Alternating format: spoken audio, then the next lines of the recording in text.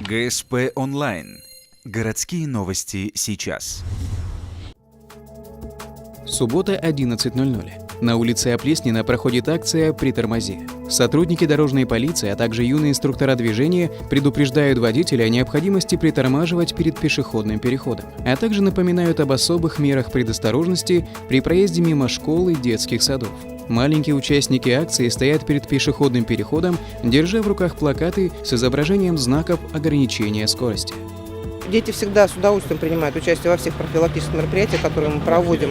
Им, конечно, большое спасибо, потому что знаки, плакаты рисовали сами дети.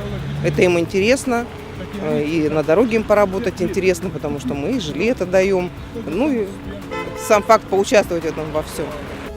Дети требуют к себе повышенного внимания со стороны водителей во всех без исключения случаях, особенно возле школ и детских садов. Бороться с ДТП, приводящими к гибели детей, по мнению организаторов, можно только совместными усилиями, и подобные акции призваны в этом помочь.